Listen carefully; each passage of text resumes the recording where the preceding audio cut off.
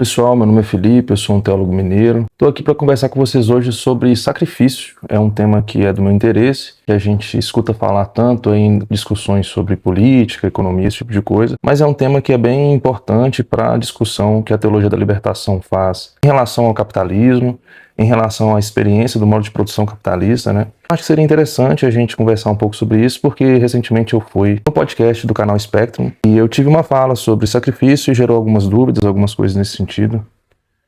Então, acho que tem um animal querendo ser sacrificado aqui agora. Se você tiver interesse aí, eu acho que dá para ser o início de uma conversa. Provavelmente não vai dar para terminar nesse vídeo. Mas de qualquer forma, hoje eu queria só dar uma introdução ao tema, e como uma introdução sempre fica faltando coisas, eu imagino que algumas pessoas vão ouvir algumas coisas aqui e não vão ficar satisfeitas com o vídeo, né, porque vai ficar faltando informação. Então é apenas uma introdução, a nível de divulgação, inclusive do meu tema de pesquisa, mas também, para além disso, de experiências que fazem parte do nosso cotidiano, inclusive são muitas vezes marginalizadas pela sociedade cristã hegemônica, vamos dizer assim. Então eu acredito que é um tema de relevância para a nossa experiência social e também para falar a respeito do capitalismo. A primeira coisa que eu acho que seria interessante da gente começar a pensar é que a compreensão do fenômeno sacrificial é muito vinculada com a tradição cristã, assim. Porque essa percepção ela foi marcada por várias modificações semânticas que acompanharam as mudanças nas estruturas, tanto sociais quanto da igreja mesmo. O sacrifício no período da patrística ele era compreendido a partir de uma ótica predominantemente participativa e espiritualizada, assim. Então desculpe os saltos que eu vou dar aqui, eu vou falar apenas de alguns, como por exemplo Santo Agostinho, principalmente influenciado pela tradição neoplatônica, foi um grande pai da igreja, assim, muito influente no ocidente cristão. No seu livro clássico, que se chama Cidade de Deus, definiu o verdadeiro sacrifício não como uma emolação exterior, assim, mas como toda uma obra realizada para unir o ser humano e Deus uma santa comunhão. O período do sacrifício de Jesus, ele era visto como a vitória de Jesus sobre a morte e o resgate da humanidade. E aqui a ênfase sacrificial é na restauração da imagem que era desfigurada e na caridade como expressão máxima desse rito sacrificial. Trocando por miúdos, é uma percepção de vitória de Cristo sobre a morte que instaura uma nova experiência de Deus com o homem. E aí, na virada para a Idade Média, alguns teólogos fizeram uma mudança bem substancial, assim, a partir de pressupostos de categorias jurídicas e feudais dentro da teologia cristã. Uma figura extremamente importante que demonstra esse marco na transição do pensamento cristão é Santo Anselmo com sua obra Porque Deus se Fez Homem, que é onde ele formulou a teoria da satisfação. E aí ele desloca o foco do sacrifício de Cristo enquanto uma vitória sobre a morte e enfatiza a teologia sacrificial a partir de um pressuposto legal de uma reparação de uma ofensa. O pecado humano teria ferido a honra de Deus, assim, da qual se exige uma satisfação de igual valor que apenas um Deus humano pode pagar. Dessa forma, o sacrifício se torna uma dimensão de honra e justiça, bem no sentido forense mesmo. E estabelece uma mística de dívida que fundamenta toda a experiência ocidental. E aí depois o Santo Tomás de Aquino, um santo extremamente famoso na sua Suma Teológica, ele sistematizou o sacrifício como um ato de virtude da religião, que é necessário por lei natural para o reconhecimento da soberania divina, mas ele mantém a tensão entre o sinal externo e a devoção interna, assim. Então ele mantém de alguma forma essa influência agostiniana no seu pensamento. Só que a lógica sacrificial da teoria da satisfação de Anselmo, ela foi bem radicalizada durante o período da Reforma Protestante, principalmente com João Calvino e a teoria da substituição penal. A obra clássica de João Calvino, As Institutas da Religião Cristã, Calvino entende que o sacrifício de Cristo assume um caráter substitutivo e expiatório estrito, assim. Então Cristo ele não apenas satisfaz a honra de Deus, mas também recebe sobre si a punição da ira de Deus que iria cair sobre a humanidade. Nesse sentido, o sacrifício de Cristo ele é lido como algo necessário, um castigo necessário para aplacar a ira de Deus. E aí consolida um tipo de imaginário onde o sagrado está intrinsecamente ligado ao sofrimento e à sanção penal, assim, estabelecendo a linguagem jurídica como a principal aqui mesmo. Esse arcabouço teológico que pavimenta de alguma forma o caminho para o debate acadêmico que vai surgir sobre sacrifício nos séculos depois. A partir de várias viradas metodológicas e percepções epistemológicas sobre esse debate, transitando desde a função social do sacrifício à crítica da economia política.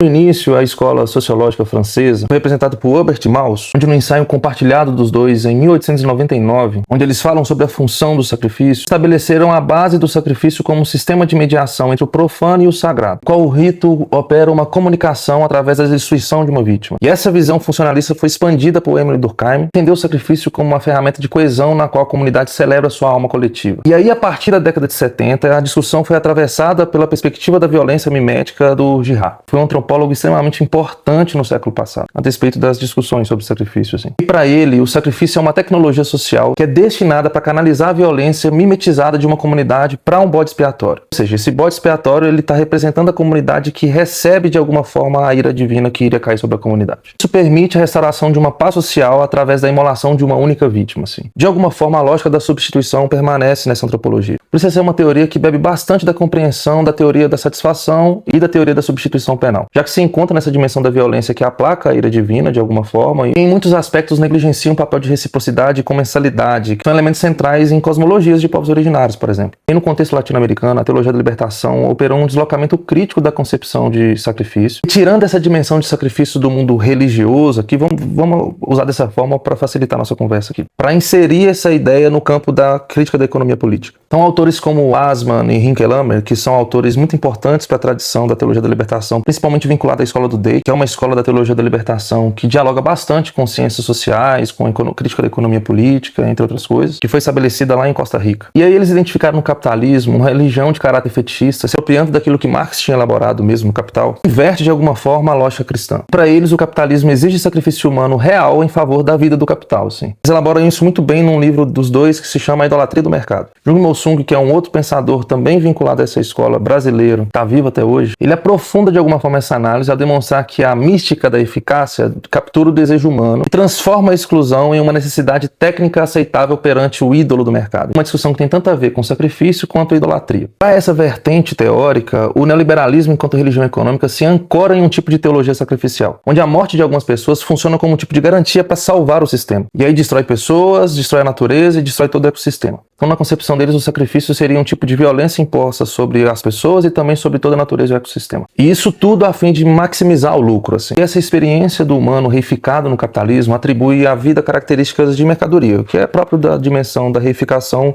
que acompanha o fetichismo, onde a vida se apropria de alguma forma de um preço quantificado que pode ser descartado no processo enquanto um custo para a sustentação desse mercado enquanto ídolo. Assim. Então o mercado se aparece enquanto uma entidade divina que opera uma lógica sacrificial de trabalhadores e do ecossistema. Então essa escola trabalha com um conceito muito próprio do que é sacrifício, que seria a morte dos pobres, que nessa religião neoliberal são vistos como os pecadores sem redenção, para sustentar esse ídolo que é o mercado. Só que ao tratar a lógica sacrificial como inerente ao sofrimento humano, essa leitura da escola do Day faz uma crítica não só ao capitalismo como religião, mas também a qualquer religião que se aproprie de um tipo de linguagem sacrificial, percebe? E vincula, de certa forma, toda a experiência sacrificial a um tipo de violência. Porque eles entendem que é necessária a superação de qualquer teologia sacrificial. Sugere, inclusive, que o cristianismo deveria rejeitar sua linguagem sacrificial e se apropriar apenas de uma linguagem profética. É uma leitura extremamente crítica e de superação daquilo que se entendia por sacrifício. Essa concepção de sacrifício é bem comum nas percepções do ambiente teológico na década de 70, que é o contexto da qual a teologia da libertação se desenvolve. Eles se apropriaram bastante dessa teoria girardiana, assim, inclusive tem um livro de diálogo de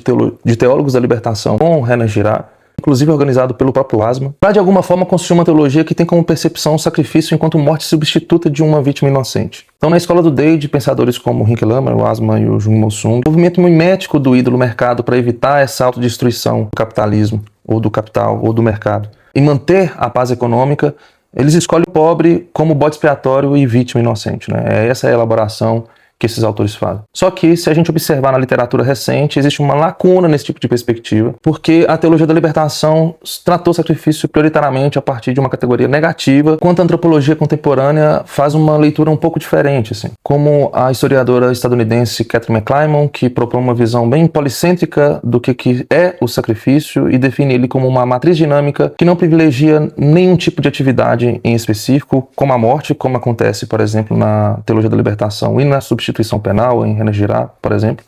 E sugere que o sacrifício ele deve ser entendido a partir de uma série de atividades que contém pelo menos 7 práticas, seria a seleção, associação, identificação, matança, aquecimento, repartição e consumo. Então, é uma percepção bem fluido, digamos assim, do que é sacrifício. Se você tentar tratar de uma forma muito rígida e não perceber que existe um movimento nesse tipo de experiência, nesse tipo de fenômeno social, você não vai conseguir entender o que é sacrifício. Então não dá para entender isso a partir de uma única prática. São algumas práticas que demonstram o que é esse tipo de experiência social, e aí sim a gente consegue entender o que é sacrifício. E aí também tem um outro teórico norte-americano, que é o antropólogo Rapoport, que ele vai demonstrar, inclusive, e de alguma forma dialogando bastante com essa percepção do que a Catherine McClymont traz, para demonstrar que o rito sacrificial é uma ferramenta de regulação entre a cultura e todo o ecossistema. Para isso, ele vai fazer uma análise ritual do Kaiko, que é um abate de porcos dos povos Tsimbangamarink. Ele percebe que o rito serve para um mecanismo de regulação em alguns sistemas que incluem variáveis biológicas e culturais, né? E aí, para ele, o ritual traduz informações quantitativas sobre o ambiente em ações coordenadas por esse grupo, assim, esse grupo tribal especificamente, para o controle de elementos que são necessários para a sobrevivência de toda a comunidade e também daquele ecossistema. Então, de alguma forma, para ele, o sacrifício ele serve enquanto um pressuposto que organiza toda uma experiência coletiva a partir de uma dinâmica tribal, assim. Ele explica que as variáveis reguladas incluem inclusive o tamanho da população humana, a área geográfica, né, da terra ali que vai ser cultivada, e inclusive o tamanho dos porcos. Ele demonstra que o ciclo ritual interliga fatores ecológicos e também sociais. Esse abate ritual ele transforma o custo de manutenção dos porcos em um tipo de benefício nutricional para todo mundo, já que o rebanho dos porcos atua como um tipo de reservatório de proteína que é liberado em momentos específicos de necessidade coletiva, não mantendo aquela lógica individual que está presente, por exemplo, na nossa experiência social. O ciclo ritual do Kaiko ele sincroniza esse abate com o esgotamento da paciência social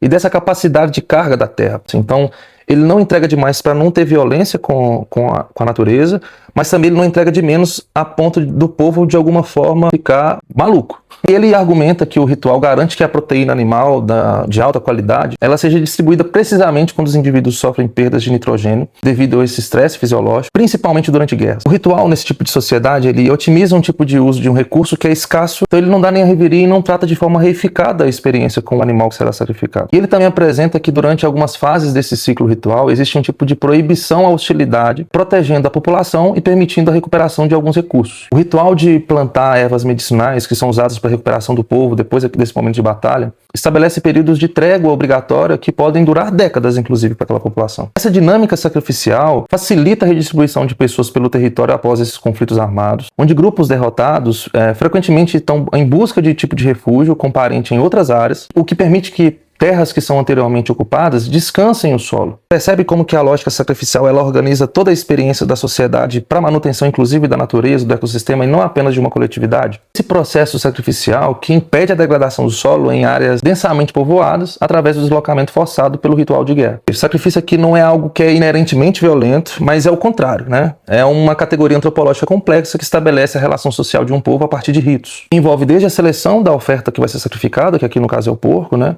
Até o seu consumo feito por toda a comunidade, não apenas por um indivíduo. O sacrifício no texto bíblico segue essa mesma estrutura lógica, né, onde o rito tem ao mesmo tempo sentido teológico, que lembra a relação de Israel com Javé, a fim de restabelecer a ordem da criação, assim, implicando também um sentido prático, que promove vida a toda a comunidade e cria obrigações éticas e sociais que organizam o comportamento do grupo. Então, muitas vezes a gente fica muito preso ao que a teologia que produz esse tipo de experiência está dizendo e a gente esquece o tipo de experiência ela está promovendo, né? Então, a verdade é que existem duas coisas que acontecem ao mesmo tempo. Existe uma prática que é fundamentada por um tipo de teologia. E muitas vezes, quando a gente olha para o texto bíblico, a gente fica apenas com a teologia e esquece que tipo de experiência concreta que aquela teologia está promovendo. O sistema de sacrifício no templo ele funcionava como regulador da experiência social de Israel, onde aquele povo traduzia a santidade em ações materiais, concretas, econômicas. Isso tem que ver com o tipo de experiência social e da forma que eles se organizam. Então, o sacrifício de expiação, Yom Kippur, né, por exemplo, pode ser lido como um tipo de mecanismo de estabilidade espiritual e social, porque essas duas coisas não se dividem no mundo antigo, limpando a contaminação para permitir que a vida comunitária continue sem se degradar, onde a comunidade participa da seleção e consumo das ofertas. Então, a experiência dos povos originários, como os povos do texto bíblico, os povos de Tsimbangar, foi analisado pelo antropólogo que eu citei aqui, e também povos originários do Brasil, são experiências que são organizadas socialmente por relações culticas, né? No caso do texto bíblico, a gente conhece bastante da linguagem sacrificial a partir do texto levítico, que diz que a representação da morada terrena de Deus é o tabernáculo, local onde se realiza essas diversas categorias de oferta que compunham o sistema sacrificial, né? E a cosmologia ritual sacerdotal está voltada para a vida promovida pela ordem de Javé, em oposição ao domínio da morte, né? Então, nesse cenário, a linguagem representativa da ordem e da vida são expressas pelas categorias de santo e puro, enquanto a morte e a desordem são associados ao comum e ao impuro. Só que para a teologia sacerdotal, se manter puro e santo é garantir a permanência de Javé em sua habitação terrena. À medida que a impureza e os pecados do povo crescem, que são elementos que simbolizam de alguma forma a esfera da morte, se cria uma espécie de mancha ritual no santuário. Como Javé é o Deus da vida, ele não consegue habitar num terreno onde a morte está presente, então ele precisa, é como se fosse uma divindade que tem uma alergia ao mofo que a morte produz e ele precisa se retirar. E aí, nesse contexto, a expiação funciona como um rito de purificação, onde a manipulação do sangue do animal oferecido servia como um tipo de detergente para limpar essa sujeira, capaz de limpar a morada de Javé e restaurar a viabilidade da presença divina no acampamento, restabelecendo a ordem da criação de Deus. Só que aqui a ordem da criação de Deus ela tem que ver muito com a experiência econômica e coletiva do povo. As pessoas vão literalmente morrer se tem cuidado com os seus alimentos, cuidado com a experiência coletiva. E aí, nesse sentido, a teologia aqui ela não está apenas no campo das ideias, ok? A experiência teológica ela fundamenta uma experiência concreta, porque se você não tiver um tipo de cuidado alimentício e um cuidado coletivo e com o ecossistema, vai todo mundo morrer mesmo. É um fato que vai todo mundo morrer. Eu acho que até aqui já ficou bem claro que o sacrifício ele não é sinônimo de morte, né? É uma administração comunitária de recursos materiais para sustento da vida a partir de ritos. O sacrifício ele pode ou não ter morte, como aparece em Levítico 5, que uma pessoa que não tivesse possibilidade econômica de entregar uma ovelha poderia entregar 2 pombinhas ou uma quantidade de cereais que servia para a produção de pão. Essa lógica sacrificial cria um sistema de inclusão para que toda a classe social possa participar do rito, sabendo que sua oferta possui o mesmo valor para aquela divindade, né? Então, como que sacrifício ele é morte, sendo que existem ritos sacrificiais que não acontece a morte, né? Então, de alguma forma, a experiência aqui teológica do rito sacrificial levítico, ela fundamenta esse tipo de experiência que é concreta, que é econômica, que dá sentido a toda uma experiência social. Lembra que eu falei que tem uma dinâmica de identificação? Algo que eu queria trazer aqui que eu acho que é interessante. O sacrifício pelo pecado é um rito que produz expiação para aquele povo, a partir da teologia, da forma que eles entendem, teologia bíblica no caso, especificamente sacerdotal, para restabelecimento desse tipo de ordem, né? Acontece porque tanto a pessoa que entrega o animal quanto a pessoa que entrega um cereal se identifica com a oferta entregue, sendo uma extensão da sua própria vida, assim, né? E como que acontece esse tipo de extensão? Um ofertante que fazia a entrega de um animal, esse animal ele era doméstico, tá? Não era um animal que a pessoa comprava, ele entregava um animal doméstico. E nesse processo do cuidado desse animal doméstico ele despendia de energia física para cuidar desse animal. E não só física, emocional também, né? Porque um animal ele não pode ser qualquer tipo de animal que será entregue, tem que ser um animal bem cuidado. É o animal que terá mais desgaste para cuidar dele, para ele ser entregue, assim. Essa relação com o animal cria um tipo de conexão afetiva da oferta com o ofertante. E essa identificação faz com que o animal entregue junto ao rito da imposição de mão sobre a cabeça do animal, simbolicamente se torna um tipo de extensão da própria vida do ofertante, né? A pessoa está entregando a sua própria vida para que de alguma forma aquele tipo de experiência coletiva continue acontecendo. Já o ofertante cereal não entrega um elemento qualquer da natureza, mas algo que impacta diretamente, que exige trabalho para cultivar e tornar ele comestível, além da sua oferta principal de subsistência, sua própria energia vital, né, que é o alimento. Se a gente for analisar isso a partir de uma experiência das relações sociais modernas, a gente pode achar que é uma experiência que não promove nenhum tipo de sentido material, né? E só teológico, mas como eu estou tentando insistir desde o início, que essas duas coisas não andam separadas no mundo antigo. Então, o rito sacrificial aqui ele cria relações econômicas de redistribuição de alimento por toda a comunidade, em que o sacerdote ou o próprio ofertante se alimenta daquela oferta, né? E esse dinamismo social cria uma relação afetiva com a criação e com o alimento, e tira a possibilidade de alienação entre o ofertante e a oferta. Então, diferente do mundo moderno, onde o capitalismo ele não permite que a gente tenha um tipo de conexão com aquilo que a gente come, a carne é só um pedaço de carne, você não percebe que tem vida naquela carne. As experiências antigas promovem esse tipo de experiência não alienante. A experiência sacrificial dá rosto para aquilo que você come. O rito sacrificial levítico ele não tem puramente um sentido teológico, mas ele tem um sentido econômico e comunitário. A partir dessa relação dialética entre o ser humano e a matéria, né, essa relação dessas duas coisas caminhando juntas para formar um novo tipo de experiência que está permeada e atravessada pela experiência com o divino, né? Como eu disse, a teologia é esse fundamento teórico que dá legitimidade para uma prática concreta, uma prática social, tem preocupação com todo o ecossistema. Então, a experiência sacrificial presente no texto bíblico, ela promove um tipo de santificação atravessada por uma relação de cooperação e reciprocidade que depende de um tipo de sensibilidade e discernimento da força vital, que é o divino, né, em toda a criação, e não somente do humano ou na relação do humano com a criação, né? É um todo, é toda a experiência, é todo o ecossistema, é todo o mundo daquela pequena tribo, né? É todo aquele micromundo, assim, microcosmos. Então, se a gente conseguir compreender o sacrifício a partir de uma expressão social antiga, de regulação que impede essa degradação do solo e protege o ecossistema, que possibilita uma experiência comunitária que se organiza por sua vitalidade natural, assim, como é possível a gente entender que o capitalismo promove um tipo de experiência sacrificial? O vídeo já está bem longo, eu vou deixar para falar isso no próximo vídeo. Valeu!